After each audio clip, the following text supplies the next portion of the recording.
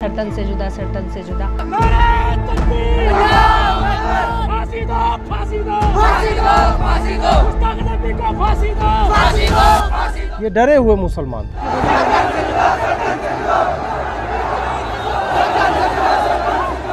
आप देखिए और समझिए, बताइए कि रात के 10:30 बजे ये आपको डरे हुए मुसलमान लग रहे हैं? डरा हुआ मुसलमान मंदिर की चारदीवारी नहीं फांदता। डरा हुआ मुसलमान पुलिस से नहीं भिड़ जाता। डरा हुआ मुसलमान बाहर से ट्रकों में, टेम्पो में भर के यहाँ पे लाया गया था।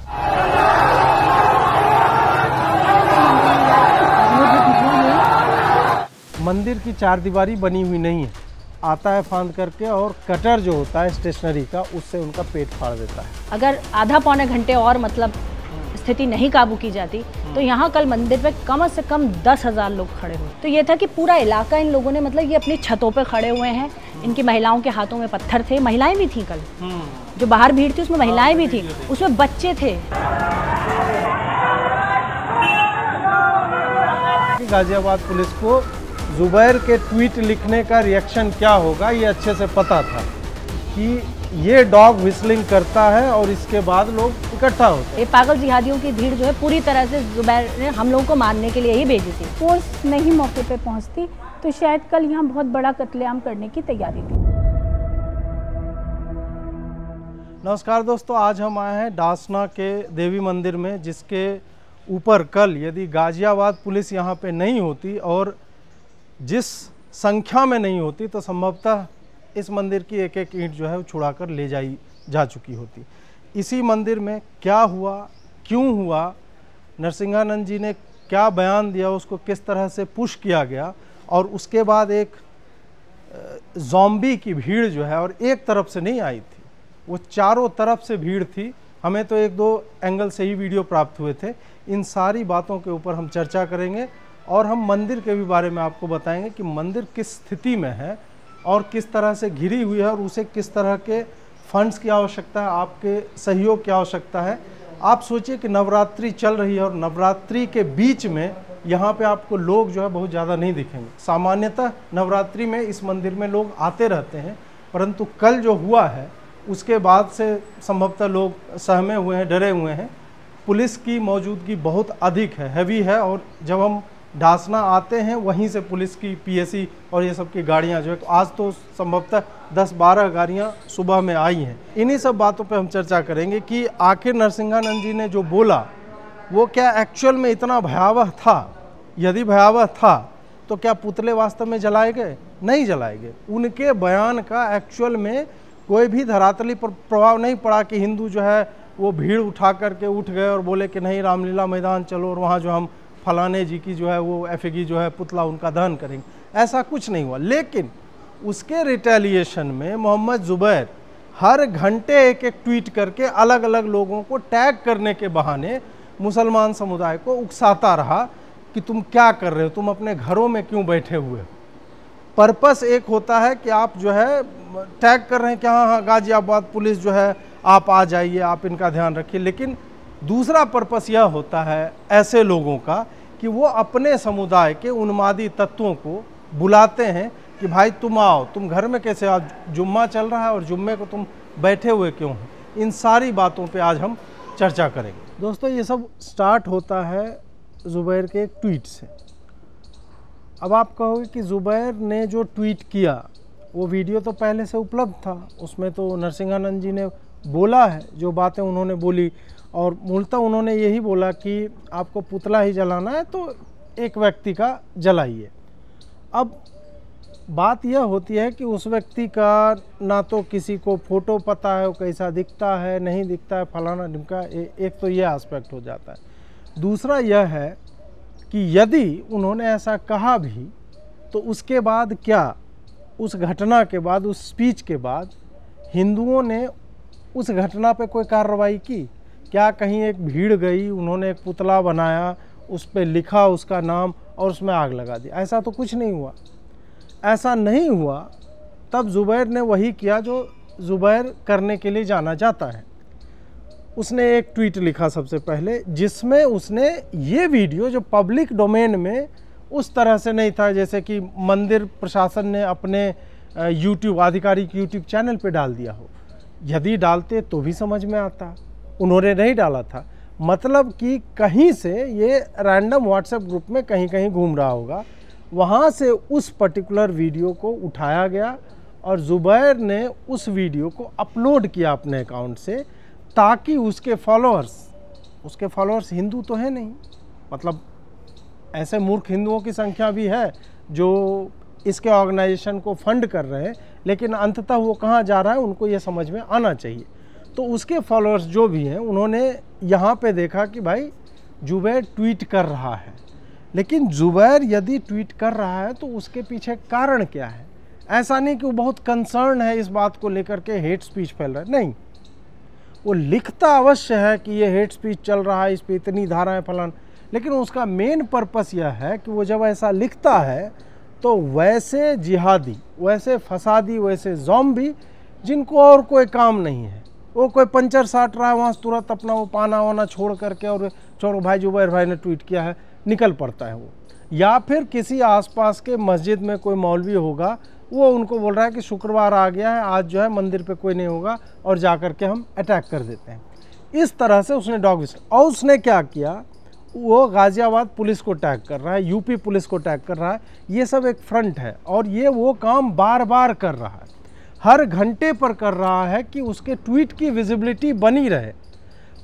इससे एक अच्छी बात यह हुई कि गाज़ियाबाद पुलिस ने भी इस बात को संभवतः रिकॉग्नाइज़ किया कि ज़ुबैर यदि ट्वीट कर रहा है तो फिर जिस तरह से कन्हैया लाल की लिंचिंग हुई, उमेश कोल्हे की लिंचिंग हुई नूपुर वाले ट्वीट के बाद, तो यहाँ भी उसकी संभावना बनती है। और ज्यों ही एक भीड़ इधर बढ़ती है, गाज़ियाबाद पुलिस का धन्यवाद, उनके अफसरों का आभार कि उन्होंने तुरंत बहुत सारी फोर्स जो है मोबिलाइज़ की। और यहाँ पर यह भी कहा गया कि गेट पर तो हाथापाई की नौबत भी आई और बाद में उन्होंने लाठीचार्ज करके भीड़ को डिस्पर्स किया। इसलिए उत्तर प्रदेश पुलिस का और गाज़ियाबाद पुलिस और प्रशासन दोनों का मैं मंदिर प्रशासन के बिहाफ पे बहुत बहुत आभार प्रकट करता हूँ कि यदि वो लोग यहाँ पे नहीं होते गेट पर, तो हम इस मंदिर को संभवतः ये जो अभी बना नहीं है, बहुत वर्षों से अटका हुआ है, आपको यह स्ट्रक्चर भी संभवतः देखने को नहीं मिलता। तो उन्होंने बहुत ही अच्छे से सूझबूझ के साथ भीड़ को डिस्पर्स करने के लिए जो भी उनको करना चाहिए था उन्होंने किया और इसके लिए हम उनके आभारी हैं। तो समस्या यहाँ यह नहीं है कि यति जी ने क्या कहा। यति जी ने बहुत पहले बार भी बहुत कुछ कहा है, उन पे मुझे लगता है 50 से अधिक FIR हो रखी है। बात यह है कि किसी के वैसा कहने का इम्पैक्ट क्या होता है। और हम जिस जगह पे हैं अभी यहाँ पे बैठे हुए, यहाँ पे मैं बता रहा हूँ कि ये पीछे वॉल जो है उससे लोग लटके हुए थे कल, और लोग जब मैं बोल रहा हूँ तो आप समझ जाइए फसादियों की भीड़ थी। पीछे के बाद हमारे सामने उधर भी मंदिर की चार दीवारी है, उस तरफ संभवतः रामलीला हो रहा था और रामलीला का भी यहाँ पे एक विशेष एंगल है।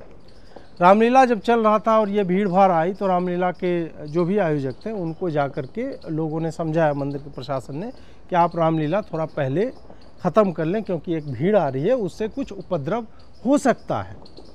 वो लोग नहीं रुके, उन्होंने कहा कि तुम्हारे मंदिर का मामला है, तुम जाकर के निपटो स्वयं ही। आप सोचिए रामलीला कौन कर रहे होंगे? आप कहेंगे हिंदू कर रहे होंगे। हिंदू नहीं कर रहे थे रामलीला, उसमें चार मुख्य पात्र जो थे, राम, सीता, लक्ष्मण और हनुमान जी, ये चारों मुसलमान कर रहे थे।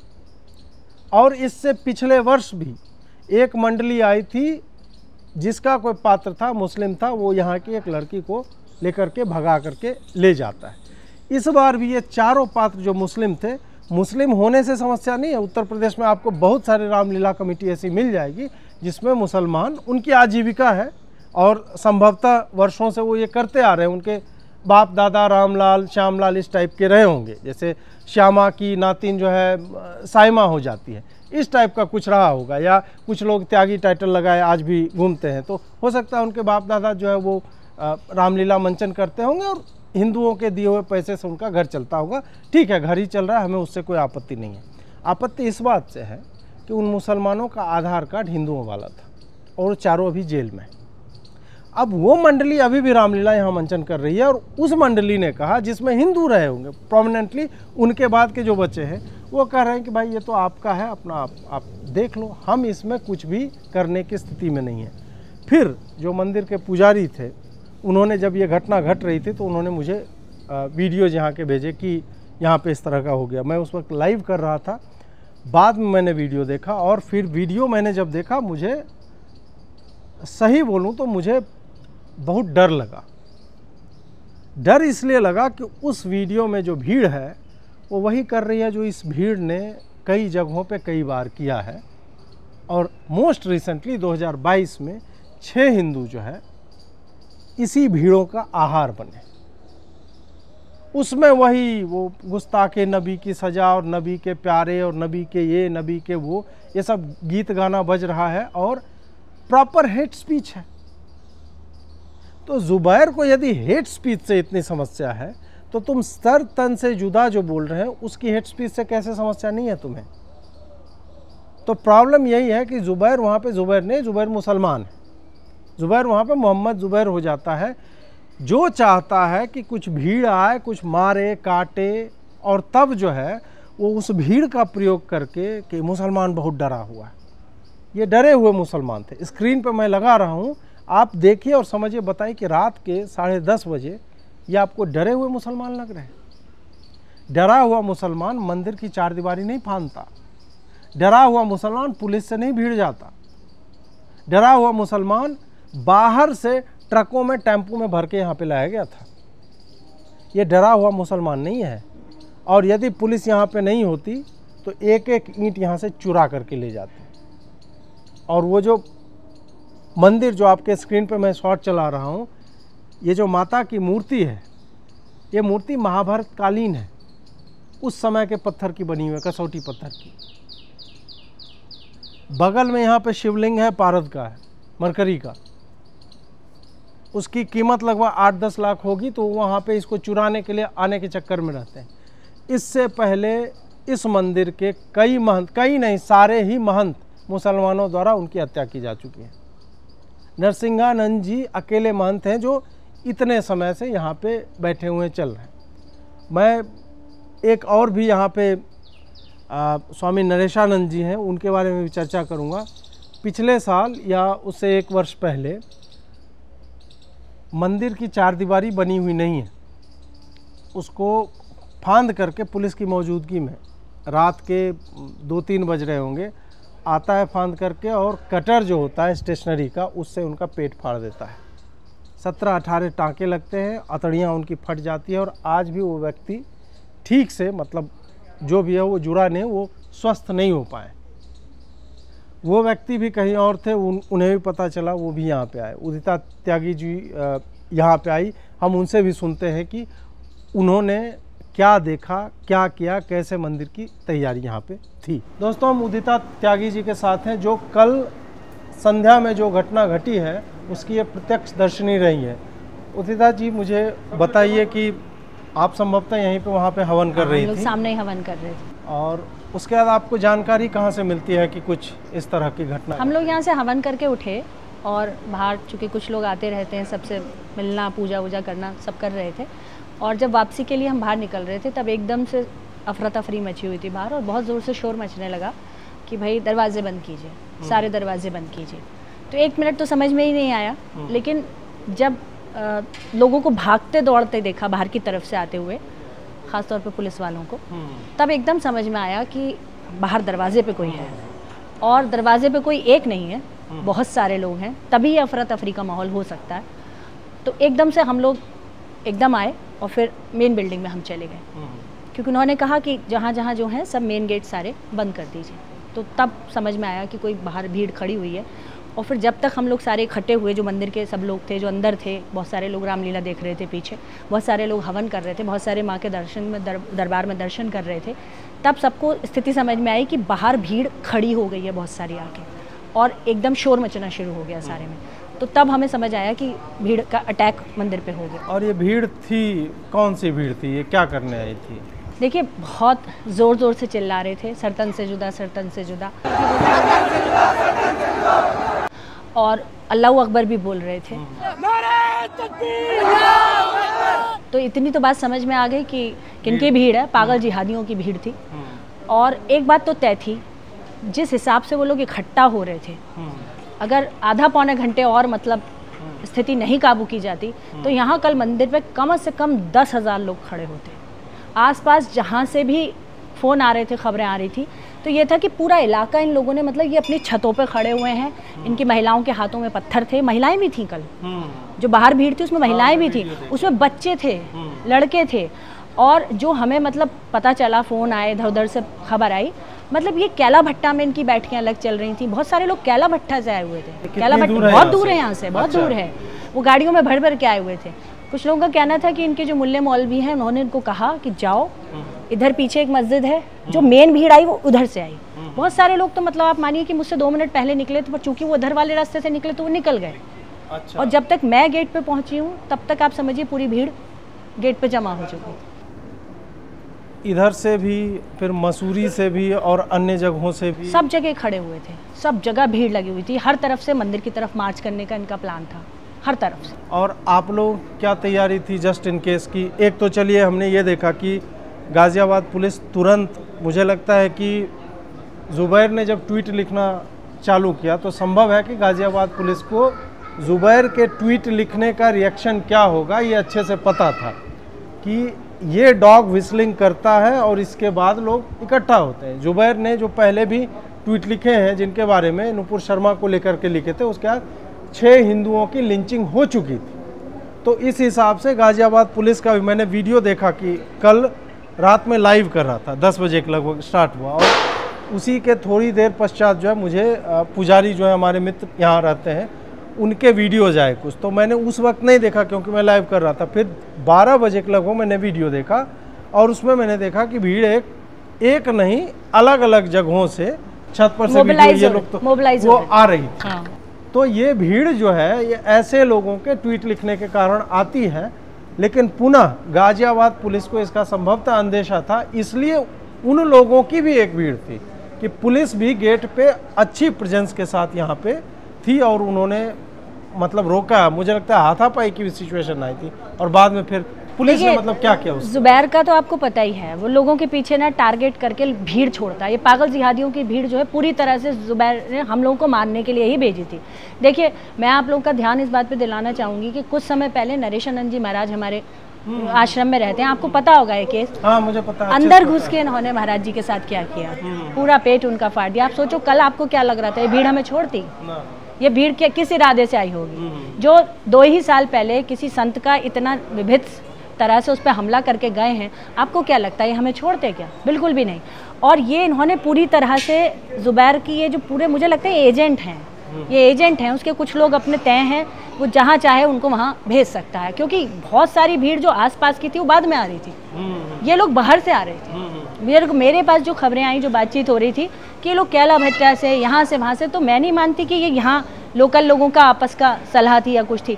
ये पीछे कोई मास्टरमाइंड था जो इनको डायरेक्ट कर रहा था, अब जाओ, क्योंकि वो समय नहीं था, रात के 10:30 का समय, कोई आम टाइम थोड़ी है कि भीड़ इकट्ठी हो जाए, या जुम्मे की नमाज की बात की भीड़ थोड़ी थी। वो पूरा प्लान्ड अटैक था, पूरी तरह से कल इन लोगों ने तैयारी की हुई थी कि किसी भी तरह से आज इनको, चूंकि नहीं था कि शाम का समय है छीड़ होगी, लेकिन यह है कि पुलिस, आपको पता है, हर वक्त यहाँ पर रहती है। पुलिस ने बहुत तत्परता दिखाई इस मैटर में।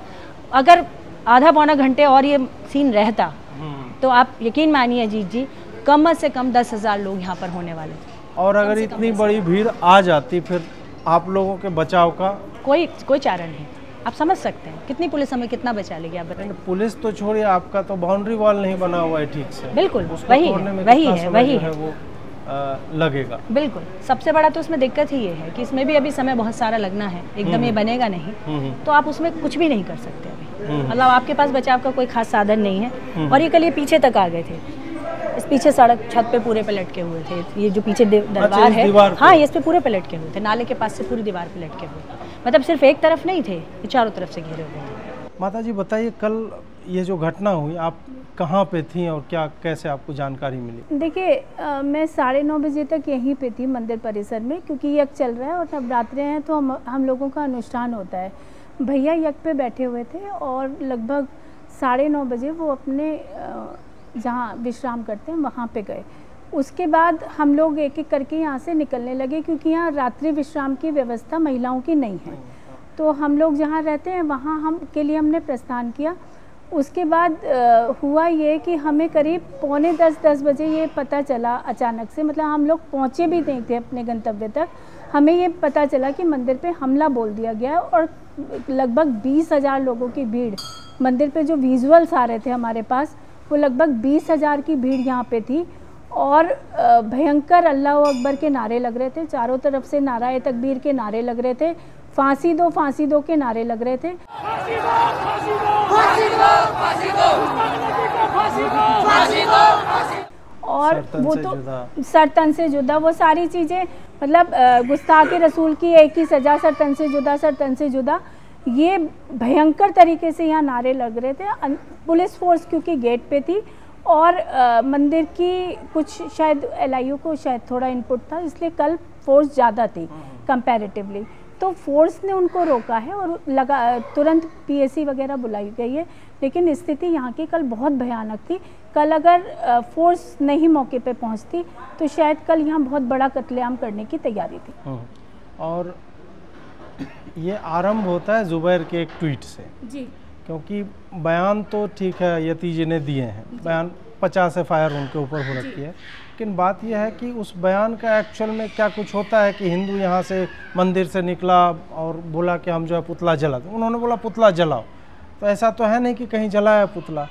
और एक आदमी ट्वीट करता है, वस्तुतः वो भड़का रहा होता है लोगों को कि तुम सड़कों पे आओ और ये सब करो।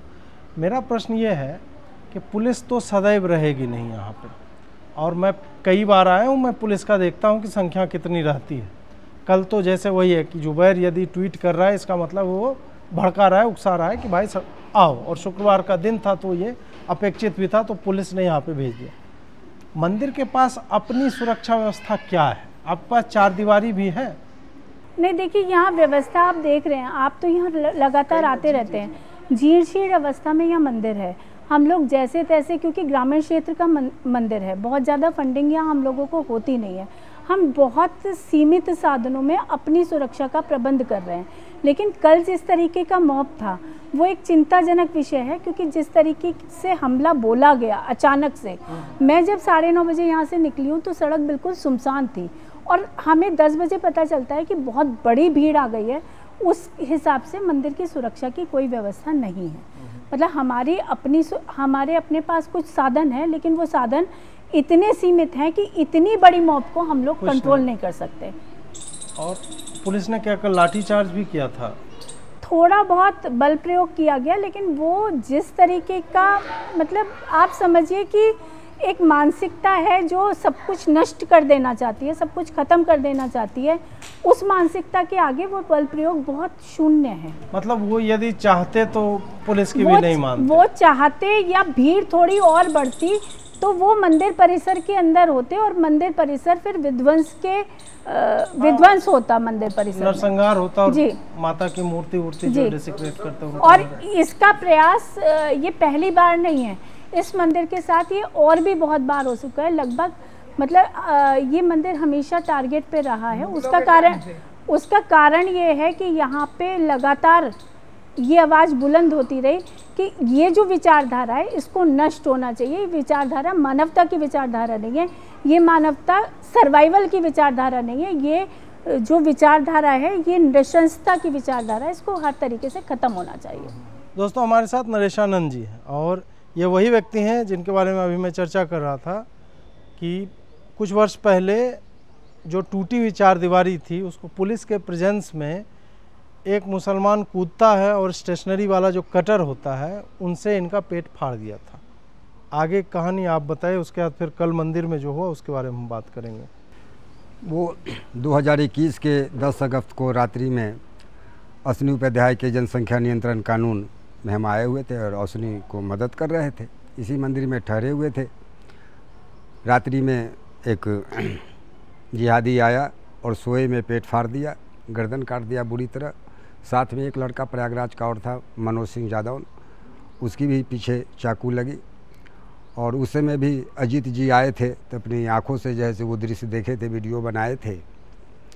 संयोग से मैं राजस्थान ऐतिहासिक स्थल को भ्रमण पर था, तो जोधपुर से मैं कल 12 बजे इस मंदिर में अपना आए। रात्रि 10-11 के बीच में हज़ारों की संख्या में मुसलमान लोग आए और मंदिर में घुसने की पूरी अथक प्रयास किए, लेकिन मैं गाज़ियाबाद पुलिस को साधुवाद देता हूं कि उन्होंने जान की बाजी लगाकर उन लोगों को घुसने नहीं दिए।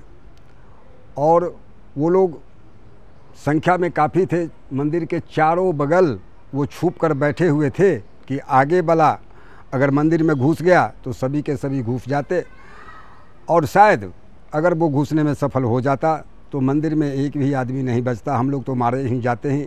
साथ साथ रामलीला जो चल रहा था वहाँ पर सैकड़ों बूढ़े बच्चे महिला बैठे हुए थे, वो भी नहीं बचते, ऐसी भयावह स्थिति था। तो ये घटना दूसरी बार है। और ख़ासकर मैं योगी आदित्यनाथ जी से निवेदन करता हूँ कि इस डाफना मंदिर को अब वो सुरक्षित कर दे और आर्थिक सहयोग देकर जो है से इसको जीर्णोद्धार करवा दे, नहीं तो यहाँ पर कभी भी कोई भी भयावह घटना घट सकता है। और हमेशा ये जिहादी के टारगेट पर ये मंदिर रहता है, और मंदिर में रहने वाले साधु और ख़ासकर मंदिर के जो पीठाधीश्वर हैं यति नरसिंहानंद जी, वो तो 24 घंटा जो है से जिहादी के टारगेट में रहते हैं। थोड़ा सा भी चूक हुई, प्रशासन का हो चाहे उनका हो, तो उनको अब जाना है। दोस्तों, हिंदू 3 तरह के होते हैं। एक हिंदू वो है जो न्यूट्रल है, जिसको ऐसी घटना से बहुत अधिक प्रभाव नहीं पड़ता है, वो अपने घर में बैठा हुआ वो केयर नहीं करता है, संभवतः उस तक सूचना भी नहीं पहुंचती है। दूसरा हिंदू होता है जो जैसे यहाँ मंदिर में फंसे हुए लोग थे, उन्होंने जब उनको लग गया कि हमारे अस्तित्व पे खतरा बन रहा है और चारों तरफ से, मतलब एक तरफ से नहीं, और वो पूरी तैयारी थी, पहले हम 500 को भेजेंगे, फिर अगले 500 जाएंगे, और फिर 1000, 2000, 10,000 इस टाइप से। फिर जब पुलिस उन्हें लग गया कि पुलिस को जब लग गया कि ये लोग इस तरह का कुछ कर सकते हैं, तो पुलिस बल और भी बढ़ता है और उन्होंने रिटेलिएटरी मेजर्स जो वो डिप्लॉय किया और उसके बाद भीड़ को डिस्पर्स किया। ऐसे में भीतर के लोग, जिन्हें लग रहा था कि अब संभवतः आज अंतिम दिन है इस मंदिर का, वो अपना उनके पास जो ही था, डंडा ईंट लेकर के तैयारी में, और यदि हथियार था जो लाइसेंसी हथियार होते हैं, तो उसमें हमारे कुछ यादव भाई थे यहाँ पे, उन लोगों ने मतलब एक तरह से कि अब ठीक है, मरना ही है, 2-4 को मार करके मरेंगे, इस टाइप का लेकर के वो थे कि कुछ भी हो जाए, माता का मंदिर और शिवलिंग जो हमारा वो डिसिक्रेट नहीं होना चाहिए, उसके लिए ये पूरा योजना हो। तो एक तो हिंदू इस टाइप, दूसरा हिंदू इस टाइप का, तीसरा हिंदू टाइप का हिंदू है, तीसरा हिंदू दोगला है, जो रामलीला वाला हिंदू था। और इस सब के केंद्र में एक AIMIM का जिला का अध्यक्ष है, एक झाजी है, वो इसी टाइप का हिंदू है। अब मैं उस झाजी से पूछना चाहता हूं कि यति नरसिंहानंद ने जो बोला वो तुम्हारे देवी देवता को तो बोला नहीं, तो क्या तुम अपने राजनीतिक लक्ष्य की प्राप्ति के लिए तुमने जो वीडियो बना के जारी किया और तुमने जो उकसाया लोगों को कि डासना मंदिर पे इकट्ठा हो जाओ, हमला कर दो, मुझे पूछना है, तुम्हारा बाप गया था उन लोगों के पास, तुम्हारी माँ गई थी, मुझे ये समझना है ऐसे झाजी से जो ब्राह्मणों का नाम खराब कर रहे हैं। ये ब्राह्मण होगा ना झाजी, ये तो ऐसा तो है नहीं कि वसीम अकरम त्यागी टाइप का या जाकिर अली त्यागी टाइप का होगा कि झा लगा के घूम रहा है। तो झा तो मुझे ऐसे हाइब्रिड झा, इब्राहिम झा टाइप के तो लोग दिखे नहीं। तो एक हिंदू जिसे लगता है कि इस पार्टी में वो कहीं ऊपर जा सकता है, उसने इस मंदिर को तोड़ने के लिए इस तरह के मतलब वीडियो बनाए। आप सोचिए, रामलीला वाला हिंदू और ये तीसरे टाइप के हिंदू हैं जो ऐसा कर रहे थे। अब मैं स्क्रीन पे इस मंदिर की जो स्थिति है उसके कुछ चित्र में डाल रहा हूँ, कुछ वीडियो वो चलेंगे आपको दिखाने के लिए कि इस मंदिर की स्थिति कितनी विकट है।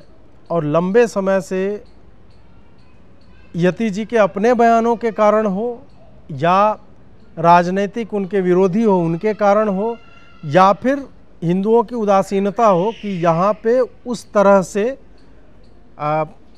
सहायता, जो आर्थिक सहायता चाहिए, क्योंकि ये एक बहुत ही माना हुआ शक्तिपीठ जैसी जगह है ये। और नवरात्रि में आप देख लीजिए किस तरह की भीड़ आती है, नहीं आती है, बहुत कम लोग आते हैं। एक तो कारण यह भी है जो हुआ है, चार दीवारी इसकी टूटी हुई है। उधर छात्रावास बन रहा था, उसका कंडीशन बहुत अच्छा नहीं है। थोड़ी देर पहले वीडियो में देखा होगा, मैं जिस सीढ़ी पे बैठा हुआ था वो भी मैं जितने वर्ष से यहाँ पे आ रहा हूँ वो उसी कंडीशन में है, उसमें घास फूस जो है वो उगा हुआ है। तो मैं आप लोगों से, हिंदुओं से अनुरोध करना चाहूँगा कि यदि आप चाहते हैं कि ऐसे मंदिर जो 95% मुसलमान जनसंख्या के बीच में अभी भी खड़ा है और केवल एक व्यक्ति के उसके डिटर्मिनेशन के कारण ये बचा हुआ है, वो है यति नरसिंहानंद सरस्वती। वो बयान क्या देते हैं, उनके बयानों से आपकी सहमति असहमति हो सकती है, आपकी अपनी संवेदना को लेकर के कि हम भाई थोड़े से सेंसिटिव हैं इस इशू में, इसमें हम यति जी के साथ। आप यति जी के साथ मत रहिए, मैं नहीं कह रहा हूँ कि आप यति जी के साथ हो जाइए, लेकिन आप कम से कम माँ जगदम्बा के साथ होइए, आप उस अष्टभुजी भवानी के साथ होइए जिनका यह मंदिर है, आप उस शिवलिंग के साथ होइए, महादेव के साथ होइए। क्या आपको नहीं लगता कि ऐसे सिद्ध पीठों में उसको एक तरह की सुरक्षा की आवश्यकता है, विशेषतः जब वो मुसलमानों से चारों तरफ से घिरा हुआ। उसके लिए मैं ये मंदिर का QR कोड दे रहा हूँ जो यति नरसिंहानंद फाउंडेशन का है, जो मंदिर का रखरखाव करते हैं।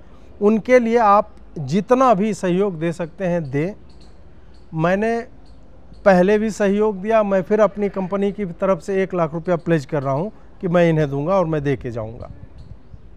आपसे आशा है कि आप QR कोड के माध्यम से, ये नंबर है गूगल पे, पेटीएम, फ़ोनपे का नंबर है मंदिर का, स्क्रीन पे बोल्ड में मैं फ्लैश कर रहा हूँ, उसके माध्यम से दे सकते हैं।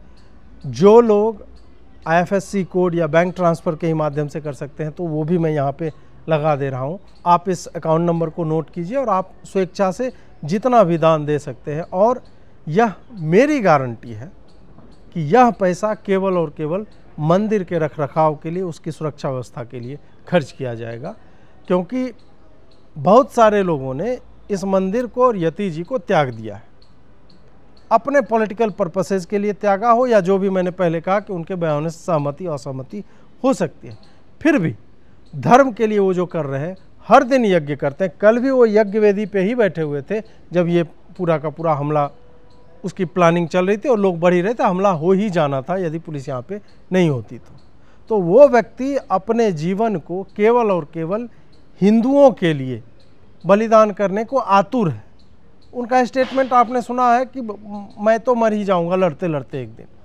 तो जो व्यक्ति इस स्थिति में है, मुझे लगता है कि आपको ऐसे व्यक्ति के मंदिरों का, ऐसे मंदिर के पुजारी कहाँ पे रहते हैं, मैं वो भी वीडियो डाल रहा हूँ, आप देखिए किस कंडीशन में ये लोग रहते हैं। इसके लिए प्रॉपर व्यवस्था चाहिए। नवरात्रि में मंदिर की रौनक एक अलग स्तर की होनी चाहिए और उसके लिए पैसे की आवश्यकता है। तो आप आर्थिक सहयोग अवश्य ही करें। और यदि आप मंदिर आना चाहते हैं, अभी नवरात्रि चल रही है, तो आप अपना आधार कार्ड लेकर के अवश्य आएँ और यहाँ पे आइए। सप्तमी, अष्टमी, नवमी, दसवीं यहाँ पे हवन होता है, बहुत अच्छे से होता है। और इस मंदिर को, यदि आप डासना के आसपास दिल्ली NCR में रहते हैं, अवश्य ही इस मंदिर में आइए, यहाँ दान कीजिए, क्योंकि आपके दान का एक एक रुपया इस मंदिर को और हिंदुत्व को बचाने में जाएगा। इसकी मैं गारंटी ले रहा हूँ।